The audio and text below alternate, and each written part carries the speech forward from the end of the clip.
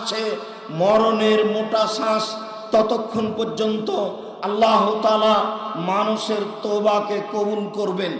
মোটা শ্বাস শুরু হয়ে গেলে মানুষ যদি তওবা করে তাহলে তখন তওবা কবুল নাও হতে পারে। মরণের মোটা শ্বাসের পূর্ব পর্যন্ত তওবা করলে আল্লাহ তাআলা মানুষের তওবা কবুল করবেন, মানুষকে ক্ষমা করে দিবেন। এই কথা রাসূল সাল্লাল্লাহু আলাইহি ওয়াসাল্লাম বলেন।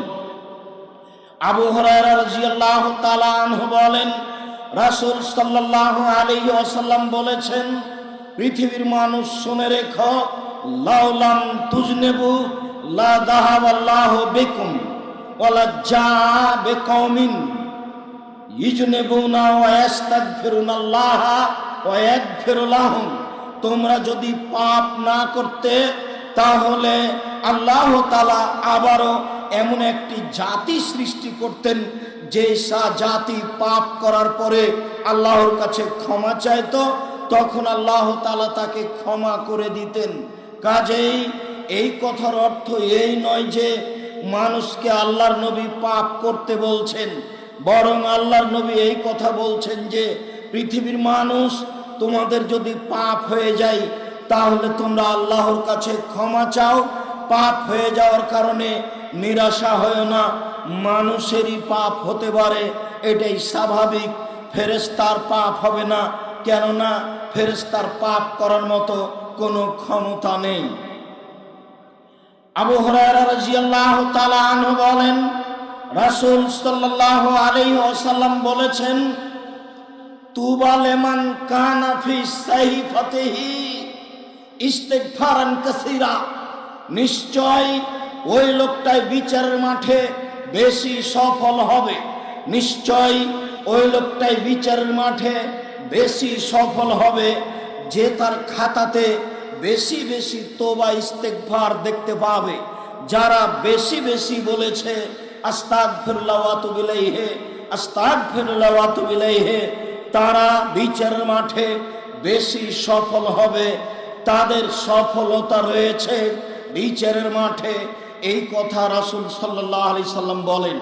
শুধু আপনার নিজের জন্য নয়, আপনি আপনার পিতা মাতার জন্য ক্ষমা চাইবেন। আবু হুরায়রা রাদিয়াল্লাহু তাআলা আনহু বলেন, রাসূল সাল্লাল্লাহু আলাইহি ওয়াসাল্লাম বলেছেন, আপনার পিতা মাতাকে আল্লাহ তাআলা জান্নাতে মান মর্যাদা যখন বেশি করে দিবেন, ইন্নাল্লাহা লা ইয়ারফাউর দারাজাতা, যখন আপনার পিতা মাতার মান মর্যাদা জান্নাতে বিচারের মাঠে আল্লাহ বেশি করে দিবেন, ফায়াকুলানে, তারা দুইজন বলবে, মিন আইনা হাজা, মিন আন্না হাজা, হে আমার প্রতিপালক, আমাদের এত মান সম্মান কোথা থেকে হলো? আমরা তো এত মান সম্মান পাওয়ার মতো ইবাদত করিনি, তওবা ইস্তিগফার করিনি। তখন আল্লাহ তাআলা বলবেন, বে ইস্তিগফারে ওয়ালাদেকা লাকা, তোমার ছেলে তোমার জন্য, তোমাদের ছেলে মেয়ে তোমাদের জন্য দুনিয়াতে ক্ষমা চাইতো, তাই আজকে তোমাদের মান মর্যাদা বেশি করে দেওয়া হয়েছে, সম্মান বেশি করে দেওয়া হয়েছে, ভালো মানের পোশাক দেওয়া হয়েছে। এ কথা রাসূল সাল্লাল্লাহু আলাইহি ওয়াসাল্লাম বলেন। আবু হুরায়রা রাদিয়াল্লাহু তাআলা আনহু বলেন, রাসূল সাল্লাল্লাহু আলাইহি ওয়াসাল্লাম বলেছেন, ইন্নাশ শায়তান কালা, নিশ্চয় শয়তান বলে, ওয়া ইজ্জাতিকা ইয়া রাব্বে, হে আমার প্রতিপালক, তোমার সম্মানের কসম করে বলছি। শয়তান বলে, হে আমার প্রতিপালক, তোমার সম্মানের কসম করে বলছি, হে আমার প্রতিপালক, তোমার সম্মানের কসম করে বলছি, লা যালু উকবি ইবনা আদম মা দামাত আরওয়াহুহুম ফি আজসাদিহিম, আদম সন্তানের আত্মা যতদিন তার দেহে থাকবে আমি তাকে ভুল পথে নিয়ে যাব। তোমার সম্মানের কসম করে বলি, তোমার ইজ্জতের কসম করে বলি, শয়তান বলছে যতদিন পর্যন্ত আদমের ছেলে মেয়ের দেহে শ্বাস থাকবে ততদিন পর্যন্ত আমি তাকে সর্বদা ভুল পথে নিয়ে যাব। কাল আল্লাহ তাআলা, তখন আল্লাহ তাআলা বলেন, ইবলিস শয়তান তুমি শুনে রেখো, ওয়া ইজ্জতি ওয়া জালালি ওয়া ইরতিফায়ে মাকানি, আমার সম্মানের কসম, আমার মর্যাদার কসম, আমার ইজ্জতের কসম, আমার উচ্চতার কসম, আমার অহংকারের কসম, আমি আল্লাহ আমার মর্যাদার, আমার ইজ্জতের, আমার অহংকারের কসম করে বলছি, লাগ ফেরো, আমি তাকে ক্ষমা করতে থাকবো, ফাস্তাগফিরুনি, যতদিন পর্যন্ত তারা আমার কাছে ক্ষমা চাইবে। শয়তানের এ কথা, আল্লাহর এ কথা, শয়তানের এ কথা, আল্লাহর এ কথা, আমি আশা করছি আপনাকে স্পষ্ট বুঝাতে পেরেছি। শয়তান বলছে হে আমার প্রতিপালক, তাহলে শয়তান প্রতিপালক বলে মেনে নিয়েছে। আবার শয়তান বলছে তোমার সম্মানের কসম, তুমি বড়, তোমার সম্মানের কসম করে বলছি, আমি আদম সন্তানকে ওর দেহে শ্বাস থাকাকালীন আমি তাকে ভুল পথে নিয়ে যাব। তখন আল্লাহ তাআলা তার তিনটে সম্মান মর্যাদাকে উল্লেখ করে বলছেন, আমার ইজ্জতের কসম, আমার মর্যাদার কসম, আমার উচ্চতা, আমার অহংকারের কসম, আমি এই তিনটে গুণের কসম করে বলছি, যতদিন পর্যন্ত আমার কাছে ক্ষমা চাইবে, যতবার ক্ষমা চাইবে, ততবার পাপ করার পরে ক্ষমা চাইলে আমি তাকে ক্ষমা করে দেব। আবু হুরায়রা রাদিয়াল্লাহু তাআলা আনহু বলেন, রাসূল সাল্লাল্লাহু আলাইহি ওয়াসাল্লাম বলেছেন, মান আজনাবা যামবান, কোন মানুষ যদি পাপ করে, সুম্মা কালা, তারপর যদি বলে, রব্বি আজনাবতু ফাগফিরলি, হে আমার প্রতিপালক আমি পাপ করেছি, আমাকে ক্ষমা করো, একুল রব্বহু তাআলা, তখন তার প্রতিপালক বলেন, আল্লাহ বলেন, আলেমা আব্দি, আমার দাস দাসী কি জানে যে আন্নাল্লাহু রব্বান, তার একজন প্রতিপালক রয়েছেন, এক ফেরুদাম্বা ও এক হজবেহি, যিনি ক্ষমা করতে পারেন, যিনি শাস্তি দিতে পারেন, যিনি ক্ষমা করতে পারেন, যিনি শাস্তি দিতে পারেন।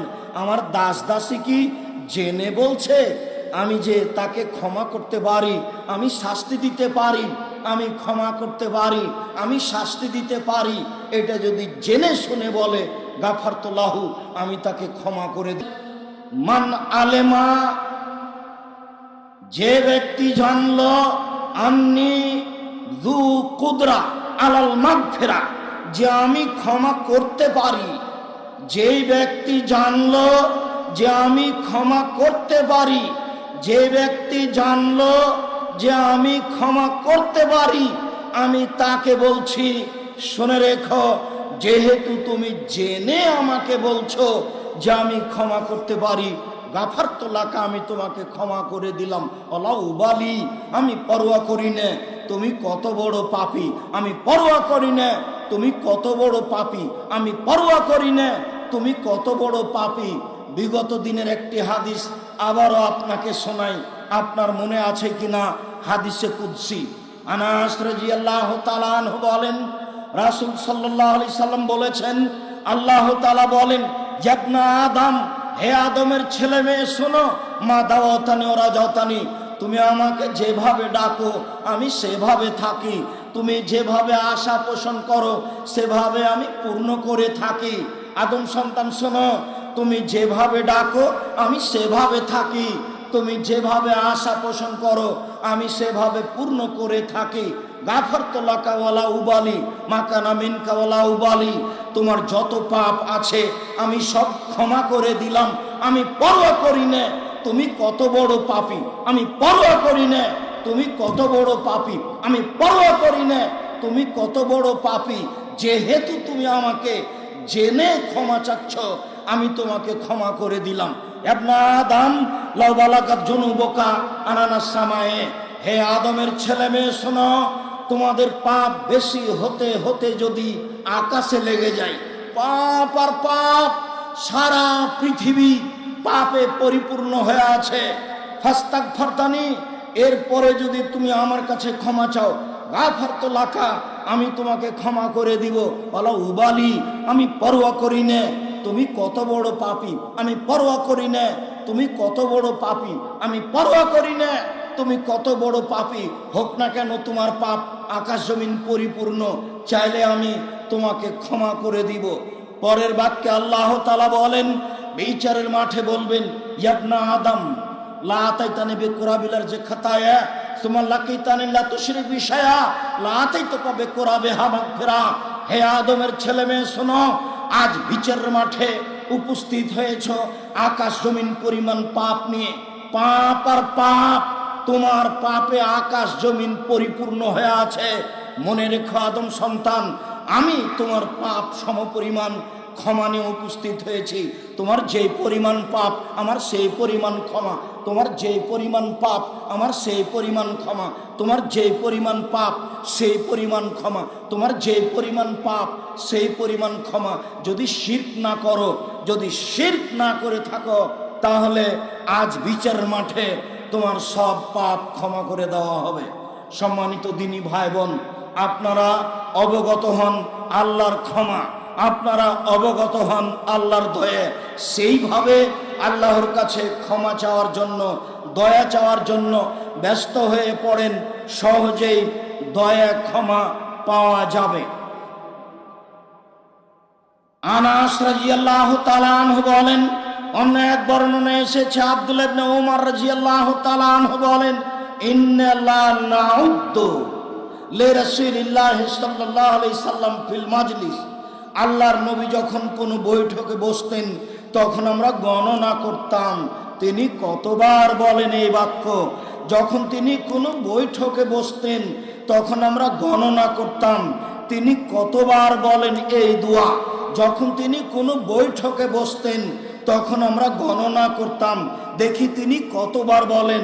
তো তিনি বলতেন এক বৈঠকে প্রায় 100 বার। কি বলতেন? রব্বিক ফিরলি অথবা আলাইয়া, হে আমার প্রতিপালক আমাকে ক্ষমা করো, আমার তওবা কবুল করো। হে আমার প্রতিপালক আমাকে ক্ষমা করো, আমার তওবা কবুল করো। ইন্নাকা আনতাত তাওয়াবুল গফুর, নিশ্চয় তুমি বড় তওবা কবুলকারী, নিশ্চয় তুমি বড় ক্ষমাশীল, নিশ্চয় তুমি বড় তওবা কবুলকারী, নিশ্চয় তুমি বড় ক্ষমাশীল। আল্লাহর নবী এই দোয়াটি কোনো বৈঠকে বসলে প্রায় 100 বারের মতো বলতেন। আমি কাল থেকে বলছি, এখন পর্যন্ত আপনার তালিকায় কতবার এসেছে? আপনার তো ঢং ঢং করে যাওয়াটাই শেষ হচ্ছে না। মনে কিছু নিয়েন না আপনি আমার দিনী ভাই। আমি যে জুমার সালাতের পরে আপনাকে বসতে বললাম, তো আপনি লাফ দিয়ে উঠে কোন দিকে গেলেন? কি বুঝাতে চাচ্ছেন আপনি? আপনাকে আমি শতবার বলছি, এটা সালাফি কনফারেন্স, এটা জামিয়া সালাফের কনফারেন্স। এখানে কোনো মানুষের প্রশংসা হয় না, এখানে কোনো দলীয় কথা হয় না, এখানে বিষয়ভিত্তিক কোরআন হাদিসের আলোচনা হয়। অতএব নিজেকে বোকা মনে করিয়েন না, আমার অনুরোধ। নিজেকে পাগল মনে করিয়েন না, আমার অনুরোধ। এই সময়ের দাম আছে।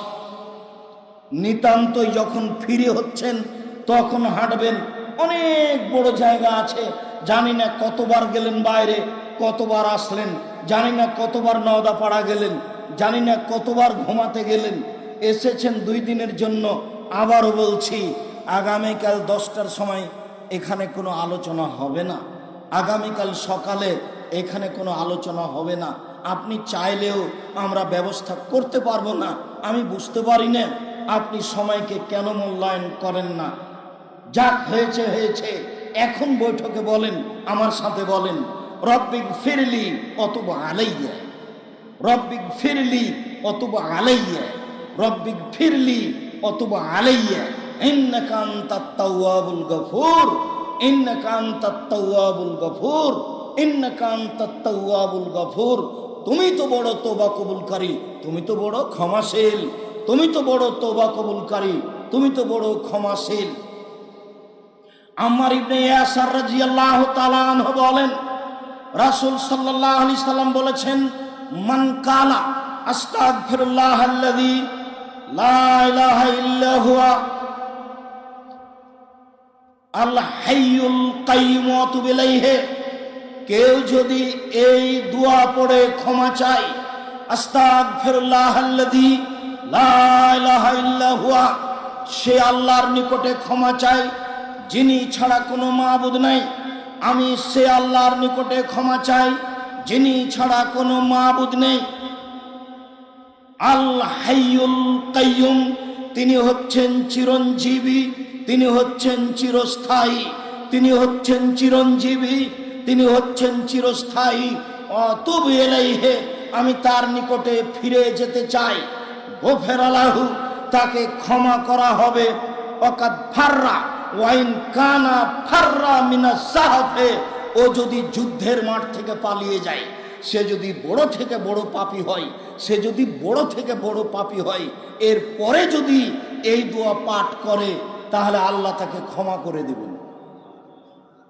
দোয়া হচ্ছে আস্তাগফিরুল্লাহাল্লাযী লা ইলাহা ইল্লা হুয়াল হাইয়ুল কাইয়ুম ওয়া তুবু ইলাইহি। সম্মানিত দিনী ভাই বোন, উল্লেখ্য যে এই দোয়া পড়া যাবে না। আস্তাগফিরুল্লাহ রাব্বি মিন কুল্লি যামবিন ওয়া তুবু ইলাইহি, এই দোয়া কিভাবে এসেছে পৃথিবীতে আমাদের জানা নেই। এর জাল হিসাবে কোনো ভিত্তি আমরা জানি না, এটা এমনিতেই চলছে। সবচেয়ে ছোট দোয়া আস্তাগফিরুল্লাহ ওয়া তুবু ইলাইহি, তারপরে একটু বড় দোয়া আস্তাগফিরুল্লাহাল্লাযী লা ইলাহা ইল্লা হুয়াল হাইয়ুল কাইয়ুম ওয়া তুবু ইলাইহি, তারপরে একটু বড় দোয়া হচ্ছে রব্বিগফিরলি ওয়া তুব আলাইয়া ইন্নাকা আনতাত তাওয়াবুল গফুর, তারপরে বড় দোয়া হচ্ছে সাইয়্যিদুল ইস্তিগফার, যা একটু পরে বলবো, ক্ষমা চাওয়ার সর্দার। তার পূর্বে বলি, সম্মানিত দিনী ভাই বোন, আনাস রাদিয়াল্লাহু তাআলা আনহু বলেন, রাসূল সাল্লাল্লাহু আলাইহি সাল্লাম বলেছেন, লাল্লাহু আশাদ্দু ফারহান বিতাওবাতি আবদিহি হিনা ইয়াতুবু ইলাইহি মিন আহাদিকুম। আল্লাহ তাআলা যখন কোনো মানুষ তওবা করে, তখন তার উপরে ওই লোকের চেয়ে বেশি খুশি হন, তোমাদের সেই লোকের চেয়ে বেশি খুশি হন, তোমাদের সেই লোকের চেয়ে বেশি খুশি হন।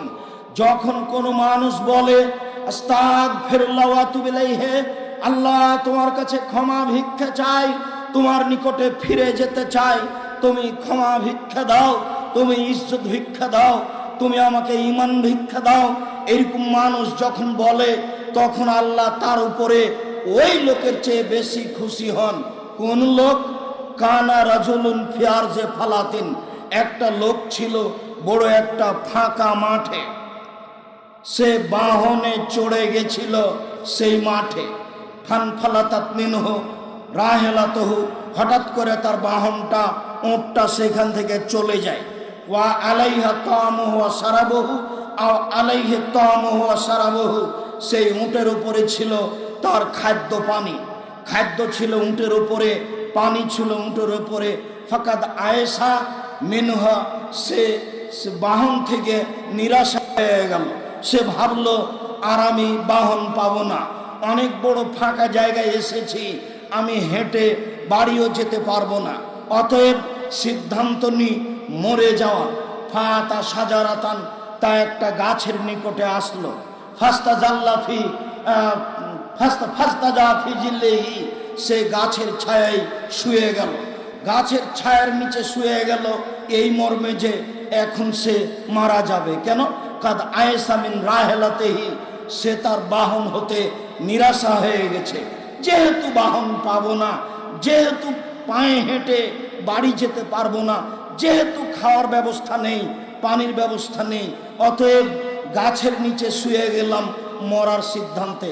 ফায়দা হওয়া, হঠাৎ করে ওইভাবে থাকতে থাকতে ইজওয়া কায়মুন ইনদাহু, হঠাৎ বাহনটি পাশে দাঁড়িয়ে আছে। এইভাবে থাকতে না থাকতেই হঠাৎ বাহনটি পাশে দাঁড়িয়ে আছে। ফাখাজা খেতামা, সে তার লাগামটা ধরে নিল, লাগামটা ধরে নিয়ে বলল, মিন শিদ্দাতিল ফারহে, খুব বেশি খুশি হয়ে বলল, আল্লাহুম্মা, হে আল্লাহ, আনতা আবদি ওয়া আনা রাব্বুকা, তুমি হচ্ছে আমার দাস আর আমি হচ্ছি তোমার প্রতিপালক। খাতা মিন শিদ্দাতিল ফারহে, বেশি খুশিতে বাক্য উল্টে গেছে, বেশি খুশিতে বাক্য ভুল হয়ে গেছে।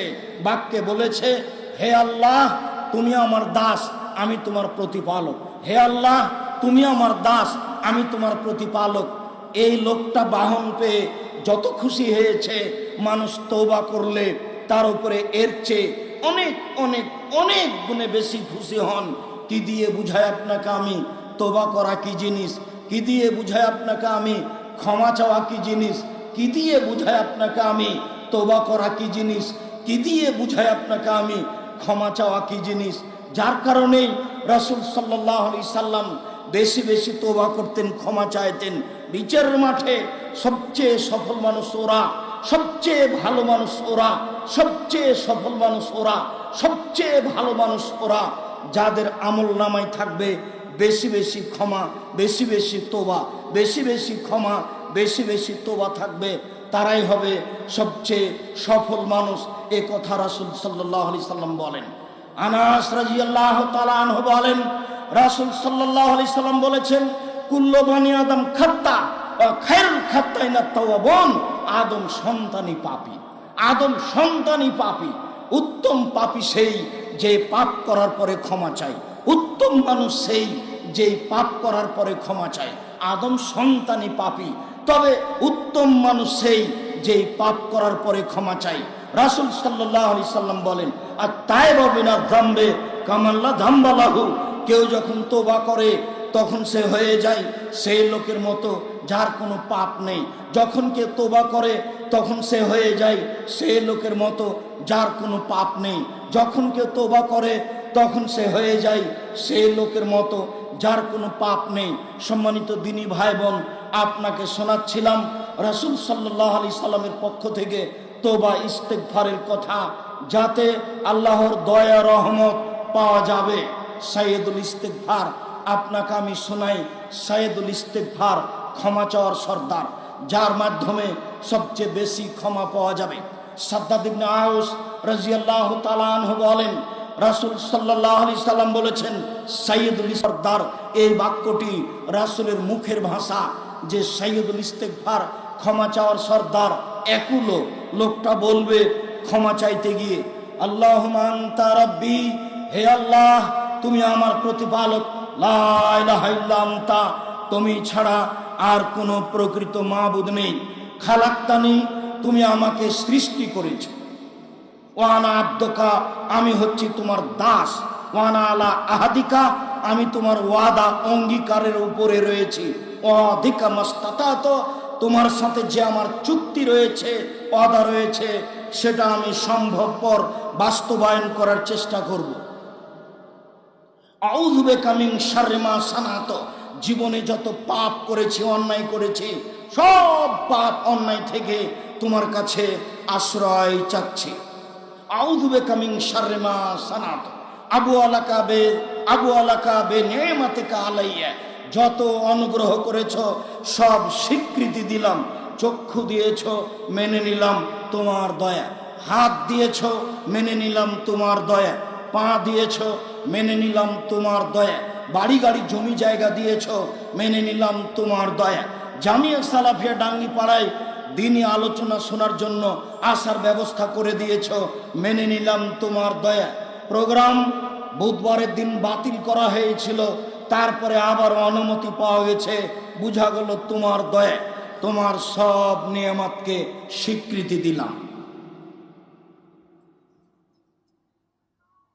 আরো স্বীকৃতি দিচ্ছ, আববে জামবি, পাপ করেছি এটাও স্বীকৃতি দিলাম।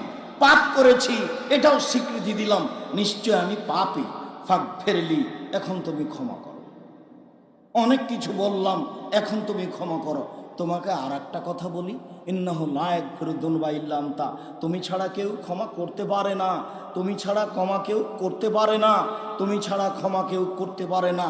সম্মানিত দিনী ভাই বোন, ক্ষমা চাওয়ার জন্য কোরআন মাজিদ হতে রব্বিগফির ওয়ারহাম ওয়া আনতা খায়রুর রাহিমিন, কোরআন মাজিদ হতে ক্ষমা চাওয়ার জন্য রব্বি ইন্নী যালামতু নাফসি ফাগফিরলি, কোরআন মাজিদ হতে ক্ষমা চাওয়ার জন্য রব্বানা যালামনা আনফুসানা ওয়া ইল্লাম তাগফির লানা ওয়া তারহামনা লানাকুনান্না মিনাল খাসিরিন, ক্ষমা চাওয়ার জন্য হাদিস হতে আস্তাগফিরুল্লাহ ওয়া আতুবু ইলাইহি, ক্ষমা চাওয়ার জন্য হাদিস হতে আস্তাগফিরুল্লাহাল্লাযী লা ইলাহা ইল্লা হুয়াল হাইয়ুল কাইয়ুম ওয়া আতুবু ইলাইহি, ক্ষমা চাওয়ার জন্য হাদিস হতে রব্বিগফিরলি ওয়া তুব আলাইয়া ইন্নাকা আনতাত তাওয়াবুল গফুর, ক্ষমা চাওয়ার জন্য হাদিস হতে সাইয়্যিদুল ইস্তিগফার রাসূল সাল্লাল্লাহু আলাইহি সাল্লাম বলেন, কেউ যদি সকালে বলে সন্ধ্যা পর্যন্ত সময়ে মারা গেলে জান্নাতে যাবে, কেউ যদি সন্ধ্যায় বলে সকাল পর্যন্ত সময়ে মারা গেলে জান্নাতে যাবে।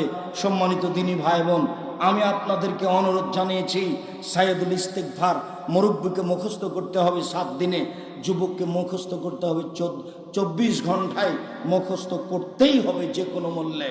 সম্মানিত দিনী ভাই বোন, অনেক বড় বড় আলেম ওলামা অপেক্ষা করছেন, আপনার সাথে আমার অনেক জরুরি কথা। যখন আপনি জুমার খুতবার পরে দৌড়িয়ে চলে যাচ্ছিলেন, তখন আপনাকে আমি বুঝাতে পারিনি আমার কষ্টের কথা। আপনার সাথে আমি অদাবদ্ধ হতে চাই, আপনার সাথে আমি অদাবদ্ধ হতে চাই। মানুষ হিসেবে আপনাকে পেশাব করতে যেতে হবে, পায়খানা করতে যেতে হবে, এ কথাই ঠিক। মানুষ হিসেবে আপনাকে খেতে যেতে হবে, এ কথাই ঠিক। মানুষ হিসেবে আপনাকে গোসল করতে যেতে হবে, এ কথাই ঠিক। মানুষ হিসেবে আপনাকে উঠে কিছু নিতে হবে, এটাই ঠিক। মানুষ হিসেবে আপনার কোনো জরুরি প্রয়োজন আছে, এ কথাই ঠিক। কিন্তু সালাম ফিরার সাথে সাথে আমি থামতে বললাম, তারপরে আপনি লাফ দিয়ে উঠে চলে গেলেন, এটা কি? এটা কেন? আব্দুর রাজ্জাক সাহেব, যারা বাহির থেকে এসেছে তারা আসলে আমরা নই, এটাও হতে পারে।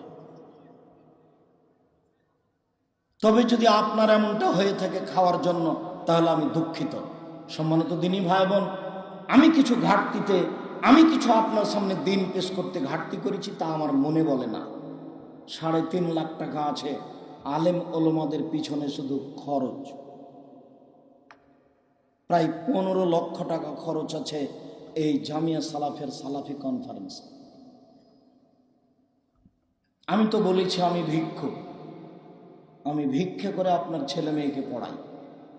যেসব খাদ্য পানি খাচ্ছেন, এটা হয় সাদকা, না হয় ফেতরা, না হয় দান। সাদকা হয়, ফেতরা যদি হয় জানেন, জাকাত যদি হয় জানেন, আর যদি সেটা দান হয়, সাদাকা হয়, তাহলে সেটা হলো মানুষের ময়লা। আল্লাহ রাসূল বলছেন, ইন্না সাদকাতা ইন্নামা হিয়া আওসাকুন নাস, নিশ্চয় এটা মানুষের ময়লা। মনে রেখো, মানুষের ময়লা আমার জন্য হারাম, আমার বংশের জন্য হারাম, আমার বাড়িতে যে কাজ করে তার জন্য হারাম। হাসান, মুখে দিয়েছো কেন? মুখের ভিতরে আঙ্গুল ঢুকিয়ে খেজুর বের করে ফেলে দিয়ে বলছে, আমার সমার্থ তুমি বুঝো না, এটা মানুষের ময়লা, এটা আমার জন্য হারাম, আমার বংশের জন্য হারাম, আমার বাড়িতে যে কাজ করে খায় তার জন্য হারাম।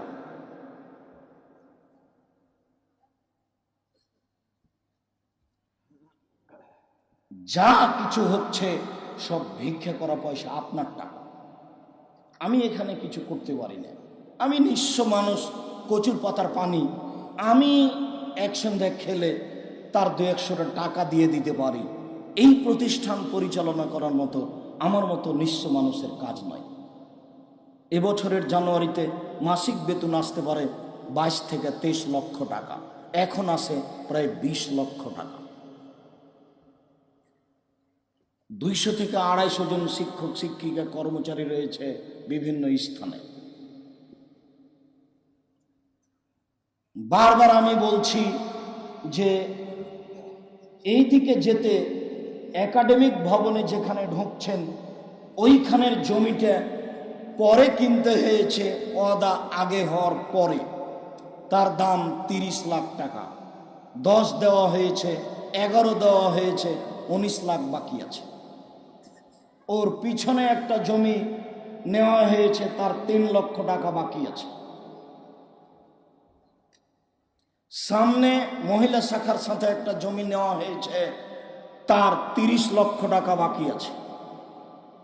জামিয়া সালাফিয়া রূপগঞ্জ নারায়ণগঞ্জ ঢাকায় 70 শতক জমি বায়না করা আছে, তার 1,30 লক্ষ দেওয়া আছে, আরো পাবে 1,21 লক্ষ।